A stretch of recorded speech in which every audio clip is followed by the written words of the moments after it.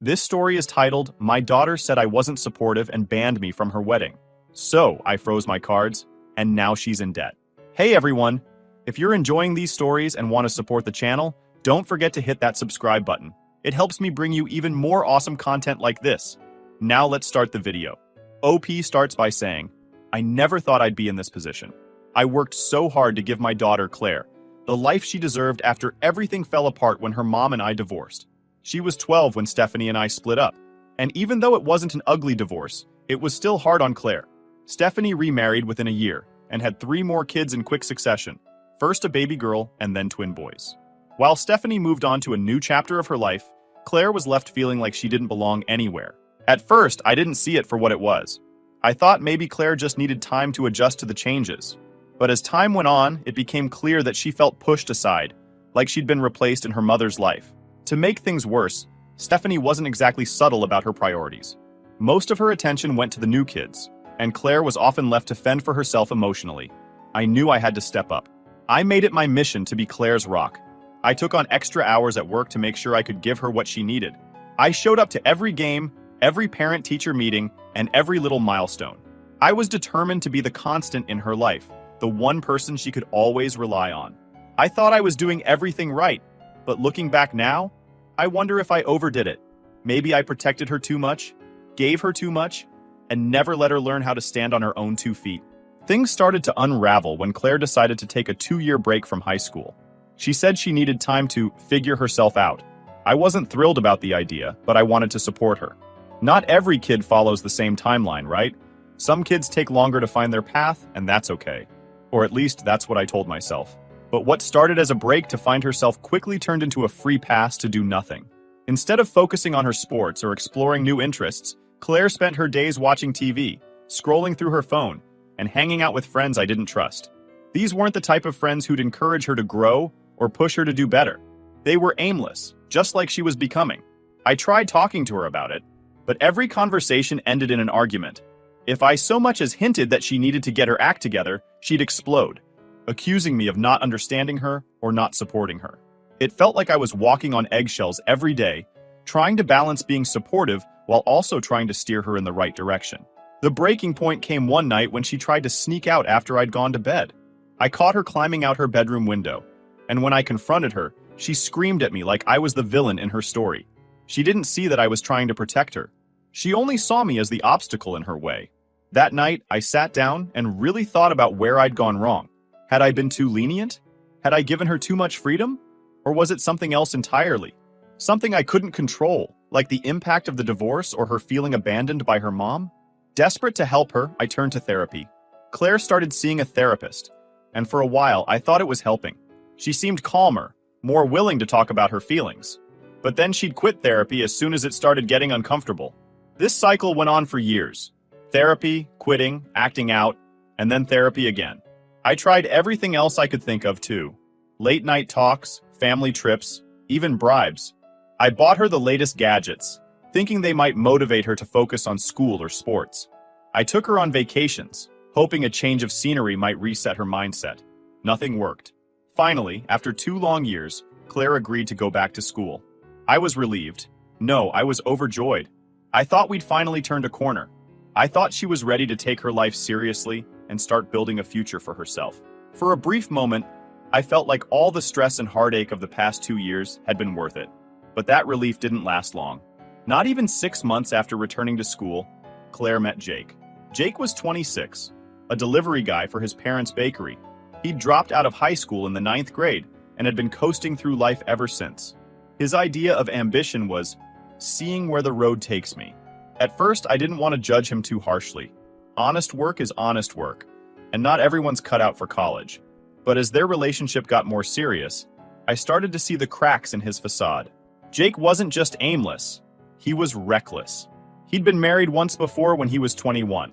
That marriage lasted 6 months before he and his wife split up because it just wasn't working. It didn't take a genius to see that this guy wasn't ready for a serious commitment, let alone marriage. Claire, of course, saw none of this. To her, Jake was perfect. He was charming and funny, and he made her feel special in a way she hadn't felt in years. I wanted to be happy for her. I wanted to trust her judgment. but everything about their relationship set off alarm bells in my head. Then, out of nowhere, Claire announced they were getting married. It wasn't a discussion, it wasn't a request for advice, it was a statement of fact. She'd already set the date and started planning the wedding, all without telling me. When I tried to talk to her about it, she shut me down. "You're just jealous because I'm happy," she said. I didn't know what to say. How do you argue with someone who's blinded by love? How do you convince your child that they're making a mistake when they're convinced they know better? That night, I sat in the living room alone, staring at the walls, wondering where I'd gone wrong. I thought about all the sacrifices I'd made for Claire, all the times I'd put her needs above my own, and all the ways I'd tried to be the best father I could be. And now, here I was, watching her run headfirst into disaster, unable to stop her. It was the first time I realized that no matter how much you love your child, you can't protect them from their own choices. The day Claire announced she was getting married felt like a punch to the gut. She didn't sit me down or ask for advice. She just dropped the news casually over dinner, as if she was talking about what movie she wanted to watch. "Jake and I are getting married next month," she said, smiling like she just shared the best news in the world. For a second, I thought she was joking. "What do you mean married?" I asked, hoping I'd misheard her. "We're in love," she said, shrugging like it was no big deal. "We've already picked a date and everything." I was stunned. I couldn't believe what I was hearing. My 19-year-old daughter, who still hadn't finished high school and had no job, was planning to marry a guy she'd only been dating for a few months. A guy who had no ambition, no stability, and no plan for his future. "Claire, don't you think this is a little rushed?" I said, trying to keep my voice calm. "Marriage is a big decision. Have you thought this through?" She rolled her eyes. "Dad, you always overthink everything. Jake and I are soulmates. We don't need your approval." That hit me like a ton of bricks. I'd always been the parent she could rely on, the one who supported her through everything. And now, she was telling me my opinion didn't matter. I tried to reason with her. "Claire, you're still so young. You've got your whole life ahead of you. Why not take some time to focus on school and your future first? Marriage can wait." Her expression turned cold. "You're just being negative. I knew you wouldn't support me." That's when I realized how serious she was.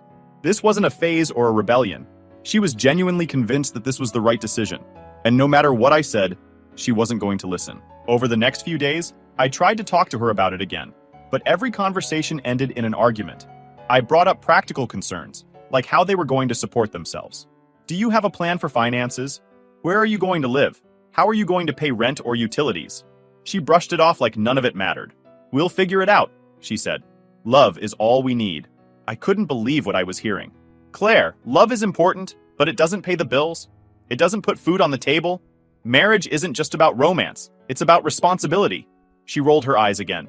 "You're stuck in the past, Dad. Things are different now. You don't understand." I wanted to scream. How could she not see what a mistake this was? How could she be so blind to the reality of what she was getting herself into? Things came to a head when I asked to meet Jake. I figured if I couldn't get through to Claire, maybe I could talk some sense into him. We arranged to meet at a local diner, and I tried to keep an open mind. Jake seemed nice enough on the surface, polite, friendly, even a little charming. But as we talked, it became clear that he had no idea what he was getting into. "What's your plan for the future?" I asked him, trying to keep my tone neutral. He shrugged. "We'll figure it out as we go." I clenched my jaw to keep from losing my temper. Marriage isn't something you can just figure out. It takes planning and preparation. "Do you have any savings? A budget? A long-term goal?" He just nodded along, like he was listening, but I could tell he wasn't really paying attention.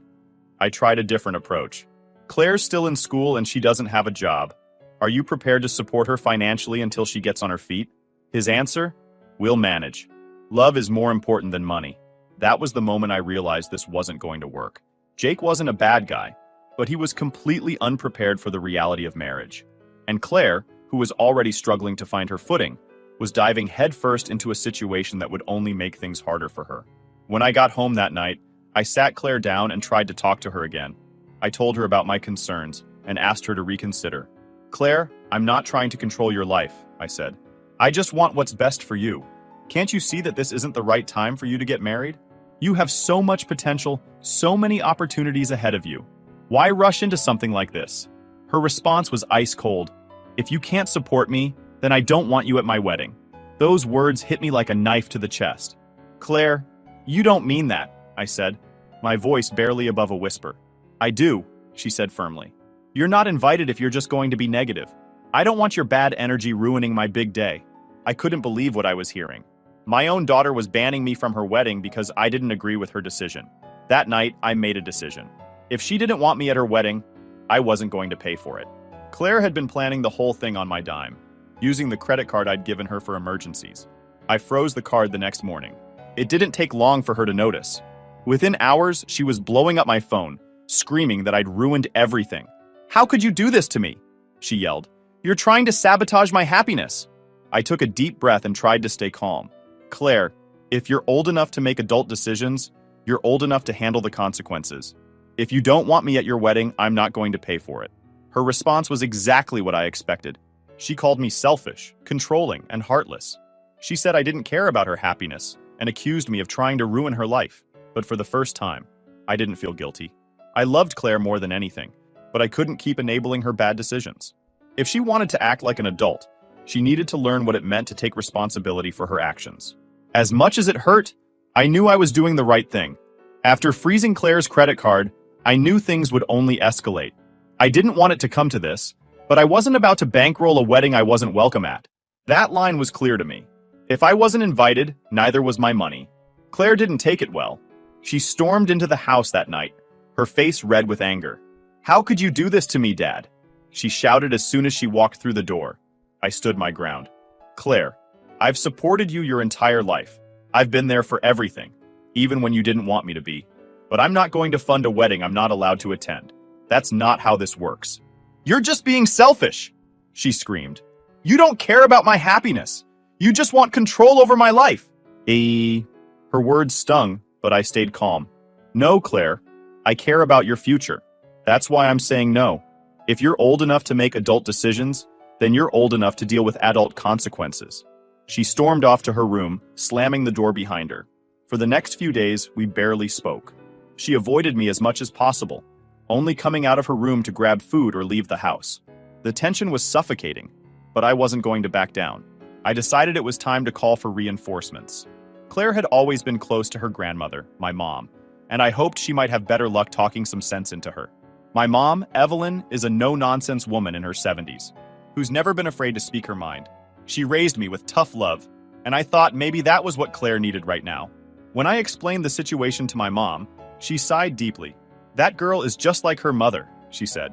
Stubborn as a mule and too proud to admit when she's wrong. But I'll talk to her. We set up a family meeting, with my mom leading the conversation. Claire sat across from us, her arms crossed and her face set in a scowl.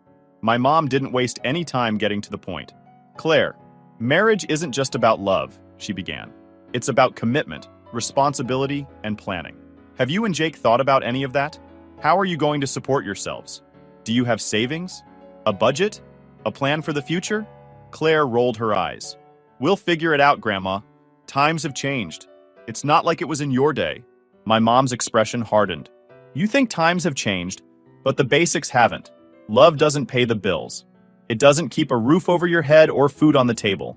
You need a solid foundation to build a life together. And from what your dad's told me, you and Jake don't have that. Claire stayed silent, her arms still crossed.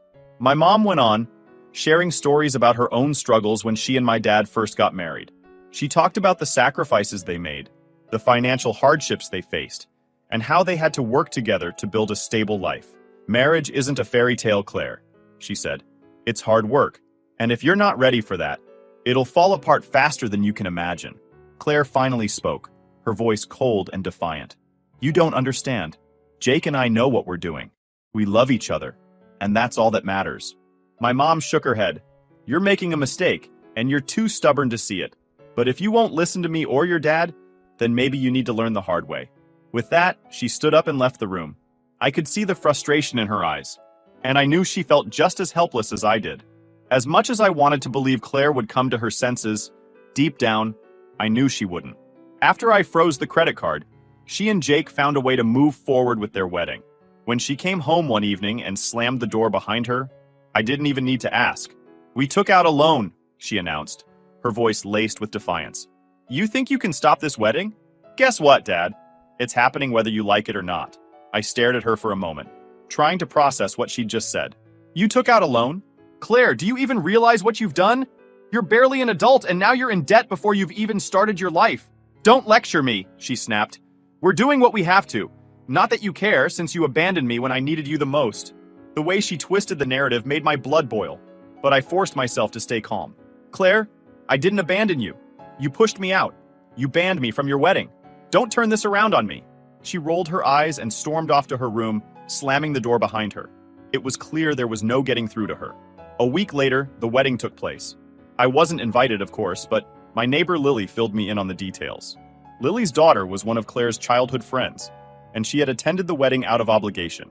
It was okay, I guess, Lily told me when we bumped into each other at the grocery store. They had a small venue, some flowers, and even a live band, but you could tell the whole thing was thrown together at the last minute. She hesitated for a moment before adding, Jake's parents didn't look happy. They were polite, but you could see it all over their faces. They think this is a bad idea too. Hearing that didn't make me feel any better. I'd hoped that Jake's parents might have been able to talk some sense into him, but apparently they were just as powerless as I was. On the day of the wedding, I stayed home, trying to distract myself. I told myself it didn't matter, that it wasn't worth getting upset over. But deep down, I was heartbroken. Every father dreams of walking his daughter down the aisle, of seeing her start a new chapter in her life surrounded by love and support. Instead, I sat alone in the living room, staring at the walls and wondering where it all went wrong. Before Claire left for the ceremony, I slipped a note into her room. It wasn't much, just a few words wishing her the best and hoping she'd find happiness, even if I didn't agree with her choices. As much as I was against this wedding, I couldn't bring myself to wish ill on my own daughter. No matter how much she'd hurt me, I still wanted the best for her. A couple of months passed after the wedding, and things were quiet. Claire moved out of the house and into a small apartment with Jake. She didn't call, didn't visit, didn't even text. The silence was painful, but I told myself it was for the best. She needed to figure things out on her own, and I couldn't keep bailing her out every time she made a bad decision. Then, one evening, there was a knock at my door. When I opened it, I was surprised to see Jake standing there. He looked exhausted, like he hadn't slept in days. His clothes were wrinkled, and there were dark circles under his eyes. "Can we talk?" he asked, his voice barely above a whisper. I hesitated for a moment before stepping aside and letting him in. "What's going on?" I asked, already dreading the answer. Jake sat down on the couch and rubbed his hands together nervously. "We're struggling," he admitted. "The loan payments are more than we expected, and rent's gone up. I've picked up extra shifts, but it's not enough. Claire's been applying for jobs, but, I knew exactly what he meant. Claire was a high school dropout with no real work experience. The kind of jobs she could get weren't going to pay much, and knowing her, she was probably being picky about what she was willing to do. We're behind on everything. Rent, utilities, the loan payments," Jake continued. "We're drowning, and I don't know what to do. I was hoping maybe you could help us out, just until we get back on our feet." I leaned back in my chair, staring at him. Part of me wanted to feel sorry for him. He looked like he was genuinely struggling, and I could tell he was desperate. But another part of me couldn't forget the arrogance he'd shown when I'd tried to talk to him before the wedding. "Jake," I said, my voice steady, "when you and Claire decided to get married, you told me that love was all you needed. That money didn't matter. Do you still believe that?" He looked down at his hands, avoiding my gaze. "I was wrong," he muttered. I nodded. "I'm sorry you're struggling, but I can't help you. This is your mess, and you need to figure out how to fix it." Jake looked like I'd just punched him in the gut. "You won't even help a little? Just enough to get us through this rough patch?" "No," I said firmly. Claire made it very clear that she didn't want me involved in her life. If that's how she feels, then I'm respecting her wishes. He sat there for a moment, his shoulders slumped, before finally standing up. "I understand," he said quietly. "Thanks anyway." As he walked to the door, I felt a pang of guilt, but I reminded myself that this was the only way they'd learn. If I bailed them out now, they'd never take responsibility for their decisions. That night, Claire called me for the first time since the wedding. She was furious. "How could you turn Jake away like that?" she yelled. "He came to you in good faith and you humiliated him." I sighed, already exhausted from the conversation I knew was coming. "Claire, you're the one who wanted me out of your life. You can't expect me to step in now just because things aren't going the way you planned." "You're heartless," she screamed. "You don't care about me at all." I stayed calm. "I care about you more than you realize. That's why I'm letting you face the consequences of your actions. This is what adulthood looks like, Claire. It's not all romance and fairy tales. It's hard work, and it's responsibility." She hung up on me, and for the first time in years, I didn't feel guilty. Update 1 point. A few weeks after Jake showed up at my door and Claire called me in a rage, I thought the dust had settled. Claire wasn't speaking to me, and I didn't try to reach out to her either. I figured she needed space to figure things out, and I wasn't going to push. As much as it hurt to see her struggling, I knew she had to learn this lesson on her own. Then, late one night, my phone buzzed. It was a string of frantic texts from Claire. "Dad, are you awake? Please, I need to talk to you. I don't know what to do." I sat up in bed, my heart pounding. My first thought was that something had happened to Jake. Maybe an accident or an emergency. I called her immediately. "Claire, what's wrong?" I asked, trying to keep the panic out of my voice. There was a long pause on the other end, and when she finally spoke, her voice was shaking. "I think I might be pregnant." I froze. Out of all the things I'd expected her to say, this wasn't one of them. "Are you sure?" I asked. "No," she admitted. "But I'm late and I have a feeling." She was crying now, and I could hear the fear in her voice. "Dad, we can't handle this. We're already behind on rent and bills. How are we supposed to take care of a baby?" I wanted to say, "This is what you signed up for," but I couldn't bring myself to be that harsh. No matter how much Claire had hurt me, she was still my daughter, and she was scared. "Okay," I said gently. "The first step is to confirm it. I'll schedule a doctor's appointment for you tomorrow. Until then, take a deep breath and try not to panic." The next morning, I called a local clinic and set up an appointment for Claire. She was nervous the whole way there, biting her nails and fidgeting in the passenger seat. When we got to the clinic, I waited in the car while she went inside. About 30 minutes later, she came out and slid into the seat without saying a word. "What did they say?" I asked. "They want me to wait a week before taking another test," she said quietly. "It's too early to tell for sure." For the next week, Claire was a nervous wreck. She barely slept and spent most of her time pacing around the apartment she shared with Jake. She texted me constantly, asking for advice or just needing reassurance. I could tell she was terrified, and for the first time in months, she actually wanted my support. During one of our conversations, she brought up Jake. "Dad, do you think you could hire him at your agency? Just for a little while until we get back on our feet?" I run a small business, a creative agency that requires a specific set of skills. Jake didn't have those skills, and to be honest, I doubted he had the work ethic to learn them. But Claire was desperate, and I could feel the pressure building. "Let's wait for the results of your test," I told her. "We'll figure things out after that." But she wasn't satisfied. "You're just making excuses," she snapped. "Why can't you ever help when I need you?" Her accusations stung, but I held my ground. "Claire, I'm not going to make a decision until we know what we're dealing with. Let's take this one step at a time." Thankfully, the pregnancy scare turned out to be just that, a scare. When Claire got the results of her second test, she wasn't pregnant. I thought the relief might humble her, but instead, it seemed to make her even more defiant. "You wouldn't even hire Jake," she said bitterly during one of our arguments. "What kind of father doesn't help his daughter when she's struggling?" I sighed. "Claire, I've done nothing but try to help you your entire life, but you've made it clear that you don't want me involved.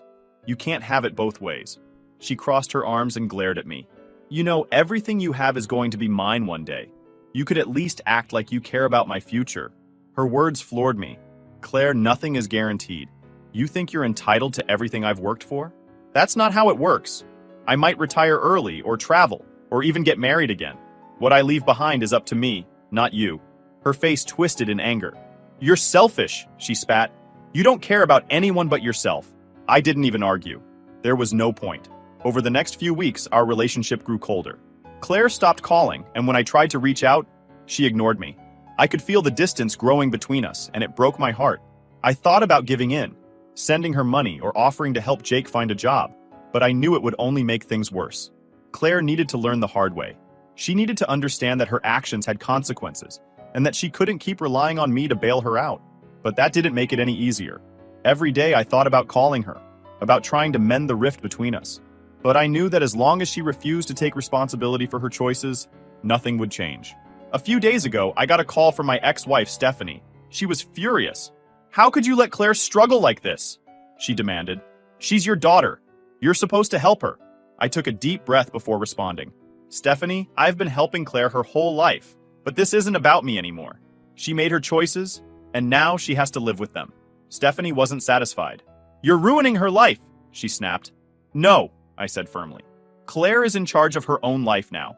If she wants things to change, she needs to take responsibility for herself. Stephanie hung up on me, and I sat there for a long time, staring at the phone. I hated that things had come to this, but I didn't see any other way. Every day I hope that Claire will come around. I hope she'll see that I was only trying to protect her, that everything I did was out of love. But until that day comes, all I can do is wait. Update 2.0. A few months passed in silence. Claire and I weren't speaking, and any updates I got about her life came through our neighbor, Lily, or her few remaining friends. Most people had stopped reaching out to Claire because of her stubbornness and unwillingness to listen to advice. It was hard to watch her isolate herself, but I reminded myself that I needed to let her face the consequences of her decisions. Then, one evening, I got another late-night call. This time, it wasn't Claire. It was Jake. "Hey, Mr. Carter," he started, his voice shaky. "I know we haven't talked much since, well, you know, but I wanted to tell you that Claire isn't doing so great." I felt my stomach drop. "What do you mean? Is she okay?" "She's just really stressed. The bills are piling up, and she hasn't been able to find a job. We're fighting a lot. I don't know what to do anymore." For a moment, I felt a pang of sympathy. But then I reminded myself that this was the situation they had chosen. "I'm sorry to hear that," I said carefully. "But Jake, you two decided to get married against everyone's advice. You took out a loan to fund a wedding you couldn't afford. You both knew what you were getting into." "I know," he said quietly. "But I thought we could handle it. I didn't realize how hard it would be." Jake's call stayed on my mind for the rest of the week. As much as I wanted to step in and fix everything, I knew I couldn't. Claire and Jake needed to learn to navigate their own problems without relying on me. Then, out of the blue, Claire texted me. "I need to talk to you," she wrote. I called her immediately, and for the first time in months, she answered. "What's going on?" I asked, trying to keep my tone neutral. She took a deep breath before speaking. "Jake and I are thinking about moving back in with his parents. We can't afford the apartment anymore, and we're falling behind on everything. I don't know what to do." This was the most vulnerable I'd heard Claire in a long time. For a moment, I considered offering to let them move back in with me, but then I thought about how things had played out the last time I tried to help her. She didn't want my advice or my rules. She just wanted my resources. "Have you talked to Jake's parents about it?" I asked instead. "Yeah," she said, her voice small. "They said we could move into their basement, but I don't want to live there. It feels like giving up." "Claire, sometimes you have to take a step back to move forward," I told her. "If moving in with his parents helps you get back on your feet, then that's what you need to do. It's not giving up. It's being practical." She didn't respond right away, and when she finally did, her tone was defensive. "You wouldn't understand. You've never had to go through this." I sighed. "Claire, I've made my share of mistakes, but I also learned from them. That's what you need to do. Learn and grow. I can't do it for you." A couple of weeks later, Claire and Jake moved into his parents' basement. According to Lily, things were tense between them and Jake's parents. His dad was frustrated with their lack of direction, and his mom was tired of cleaning up after them. One evening, Jake's dad called me. "Carter, I hate to bother you, but I'm at my wit's end with these two," he said. "They don't seem to realize how much work it takes to build a life together. They're still acting like teenagers." I felt a mix of frustration and sadness. "I get it," I said. "I tried to warn them, but they wouldn't listen. At this point, they have to figure it out on their own." Jake's dad sighed. "I just hope they figure it out before it's too late." As the months went by, things didn't improve. Claire and Jake were constantly arguing, and the financial strain was taking a toll on their relationship. One day, Claire called me crying. "Dad, I think Jake and I made a mistake," she said through her sobs. "What happened?" I asked, my heart sinking. "He's just not who I thought he was. He doesn't help around the house, and he spends all his time complaining about work. I feel like I'm doing everything on my own." I wanted to say, "I told you so," but I bit my tongue. Instead, I said, "Claire, marriage is hard. It takes effort from both people. Have you tried talking to him about how you're feeling?" "I've tried," she said, "but he doesn't listen. He just says I'm nagging him." For the first time, I heard doubt in her voice. Maybe, just maybe, she was starting to realize the gravity of her decisions. Despite everything, Claire still hadn't apologized for banning me from her wedding, or for the way she'd treated me. Part of me wanted to let it go and focus on rebuilding our relationship, but another part of me couldn't forget how much her actions had hurt. One day, I brought it up during a phone call. "Claire, can we talk about the wedding?" I asked. "What about it?" she said, her tone defensive.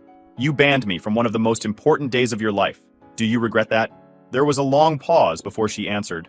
"I was angry," she admitted. "I felt like you didn't support me. I was trying to protect you, I said. I've always wanted what's best for you, even when it meant making tough decisions.